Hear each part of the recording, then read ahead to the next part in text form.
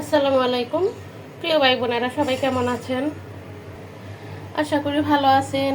আলহামদুলিল্লাহ, আমিও ভালো আছি। চলে আসলাম দুপুরের রান্নাবান্না নিয়ে।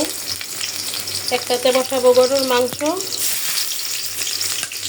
আরেক কড়াইতে আমি কি বসাবো দেখুন। এটা কি দেখুন, আমি বলবো না, আপনারা কমেন্টে আমাকে জানাবেন। চিংড়ি মাছ দিয়ে রান্না করব, একদম দেশি খাঁটি চিংড়ি মাছ।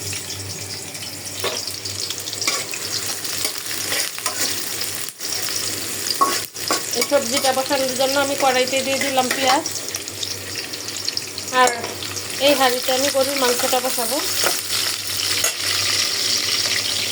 এখানে গরুর মাংস নিলাম, সাথে দিব অল্প করে আলু। পেঁয়াজটা হয়ে গেছে, লবণ আর হলুদ দিয়ে আমি চিংড়ি মাছটা দিয়ে দিলাম।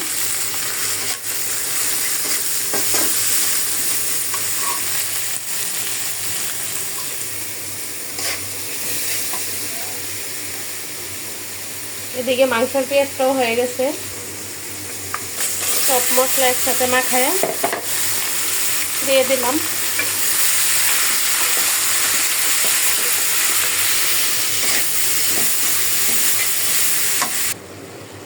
সবজির চিংড়ি মাছ আমি সব মশলা দিয়ে দিলাম।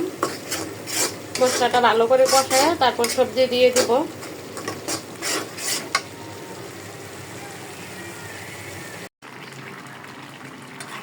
আমার চিংড়ি মাছের সবজিটা কিন্তু কষানি হয়ে যাচ্ছে। দেশি চিংড়ি একদম লাল লাল দেখা যাইতেছে।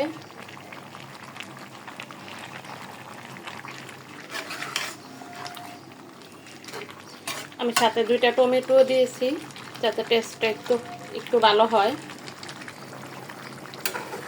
গরুর মাংসতে দিয়ে দিলাম অল্প করে আলু।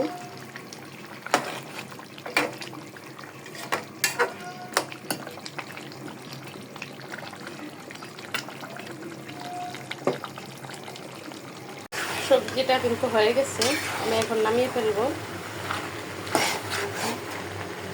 আমি ঝোল রাখিনি, একদম শুকনো শুকনো করেছি। আমার চিংড়ি মাছ দিয়ে এই সবজি কিন্তু হয়ে গেছে।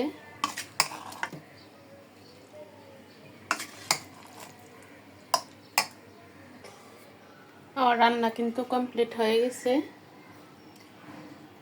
চিংড়ি মাছ দিয়ে একটা সবজি, আমি নাম বলি নাই, দেখি কে কে চেনেন।